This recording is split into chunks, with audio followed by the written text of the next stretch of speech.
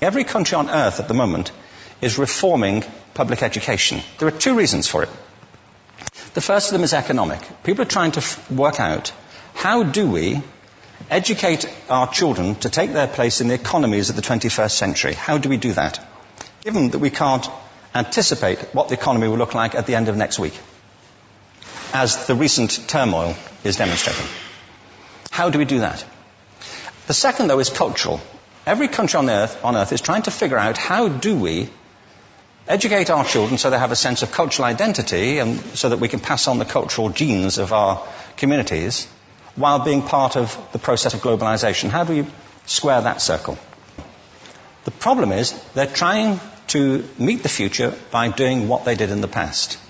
And on the way, they're alienating millions of kids who don't see any purpose in going to school. When we went to school, we were kept there with a story, which is if you worked hard and did well and got a college degree, you would have a job. Our kids don't believe that.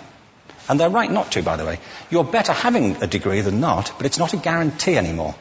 And particularly not if the route to it marginalizes most of the things that you think are important about yourself. Some people say we have to raise standards as if this is a breakthrough. You know, like, really, yes, we should. Why would you lower them? You know, I mean, I haven't come across an argument that persuades me of lowering them. But raising them, of course we should raise them. The problem is that the current system of education was designed and conceived and structured for a different age. It was conceived in the intellectual culture of the Enlightenment and in the economic circumstances of the Industrial Revolution. Before the middle of the 19th century, there were no systems of public education. Not really. I mean, you could get educated by Jesuits, you know, if you had the money. But public education, paid for from taxation, compulsory to everybody and free at the point of delivery, that was a revolutionary idea. And many people objected to it. They said it's not possible for many street kids, working class children, to benefit from public education. They're incapable of learning to read and write, and why are we spending time on this? So there's also built into it a whole series of assumptions about social structure and capacity. It was driven by an economic imperative of the time, but running right through it was an intellectual model of the mind, which was essentially the Enlightenment view of intelligence. That real intelligence consists in the capacity for a certain type of deductive reasoning and a knowledge of the classics originally, what we come to think of as academic ability. And this is deep in the gene pool of public education, that there are really two types of people, academic and non-academic, smart people and non-smart people. And the consequence of that is that many brilliant people think they're not, because they've been judged against this particular view of the mind. So we have twin pillars, economic and intellectual. And my view is that this model has caused chaos in many people's lives. It's been great for some. There have been people who have benefited wonderfully from it. But most people have not. Instead, they suffer this. This is the modern epidemic, and it's as misplaced and it's as fictitious. This is the plague of ADHD. Now, this is a map of the incidence of ADHD in America, or prescriptions for ADHD. Don't mistake me here. I don't mean to say there is no such thing as attention deficit disorder. I'm not qualified to say if there is such a thing. I know that a great majority of psychologists and paediatricians think there is such a thing. But it's still a matter of debate. What I do know for a fact is it's not an epidemic. These kids are being medicated as routinely as we had our tonsils taken out. And on the same whimsical basis, and for the same reason, medical fashion. Our children are living in the most intensely stimulating period in the history of the earth. They're being besieged with information and calls for their attention from every platform, computers, from iPhones, from advertising holdings, from hundreds of television channels. And we're penalizing them now for getting distracted. From what? You know, boring stuff. At school, for the most part. It seems to me it's not a coincidence totally that the incidence of ADHD has risen in parallel with the growth of standardized testing. Now, these kids are being given Ritalin and Adderall and all manner of things, often quite dangerous drugs, to get them focused and calm them down. But according to this, attention deficit disorder increases as you travel east across the country. People start losing interest in Oklahoma.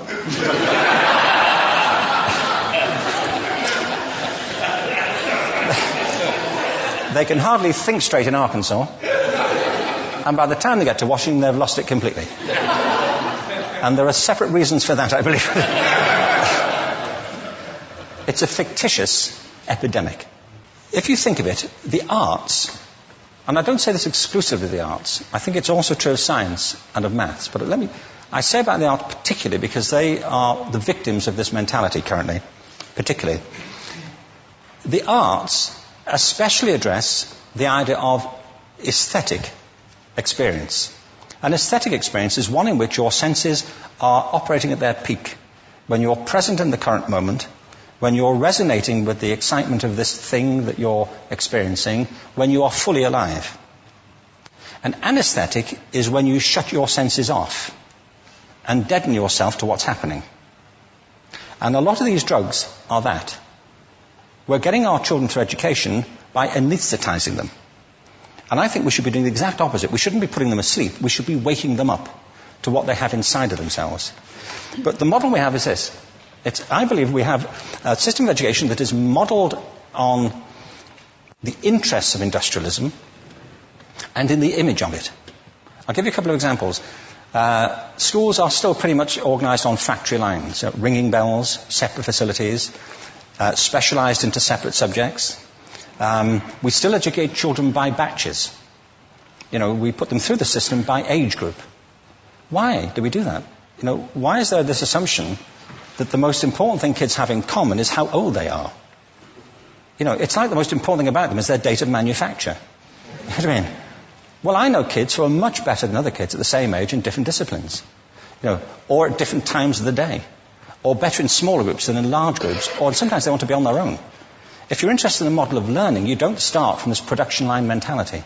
It's essentially about conformity, and increasingly it's about that as you look at the growth of standardized testing and standardized curricula. And it's about standardization. I believe we've got to go in the exact opposite direction. That's what I mean about changing the paradigm. There was a great study done recently of divergent thinking. Published a couple of years ago. Divergent thinking isn't the same thing as creativity. I define creativity as the process of having original ideas that have value. Divergent thinking isn't a synonym, but it's an essential capacity for creativity. It's the ability to see lots of possible answers to a question, lots of possible ways of interpreting a question, to think what Edward de Bono would probably call laterally, to think not just in linear or convergent ways, to see multiple answers, not one. So, there are tests for this. One kind of cod example would be people might be asked to say, how many uses can you think of for a paperclip? One of those routine questions. Most people might come up with 10 or 15. People who are good at this might come up with 200. And they do that by saying, well, could the paperclip be 200 foot tall and be made out of foam rubber?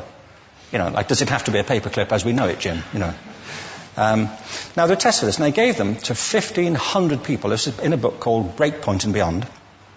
And on the protocol of the test, if you scored above a certain level, you'd be considered to be a genius at divergent thinking. Okay? So my question to you is, what percentage of the people tested, of the 1,500, scored at genius level for divergent thinking? Now, you need to know one more thing about them. These were kindergarten children. So what do you think? What percentage at genius level? 80. 80, okay. 98%. Now, the thing about this was it was a longitudinal study. So they retested the same children 5 years later, ages of 8 to 10. What do you think? 50? They retested them again 5 years later, ages 13 to 15. You can see a trend here, can't you? Now, this tells an interesting story, because you could have imagined it going the other way, couldn't you? You start off not being very good, but you get better as you get older. But this shows two things. One is we all have this capacity, and two, it mostly deteriorates. Now, a lot of things have happened to these kids as they've grown up. A lot. But one of the most important things that happened to them, I'm convinced, is that by now they've become educated. They've spent 10 years at school being told there's one answer, it's at the back. And don't look. And don't copy, because that's cheating. I mean, outside schools, that's called collaboration, but inside schools. Now, this isn't because teachers want it this way, it's just because it happens that way. It's because it's in the gene pool of education. We have to think differently about human capacity. We have to get over this old conception of academic, non-academic, abstract, theoretical, vocational, and see it for what it is, a myth. Secondly, we have to recognise that most great learning happens in groups, that collaboration is the stuff of growth. If we atomise people and separate them and judge them separately, we form a kind of disjunction between them and their natural learning environment. And thirdly, it's crucially about the culture of our institutions, the habits of the institution and the habitats that they occupy.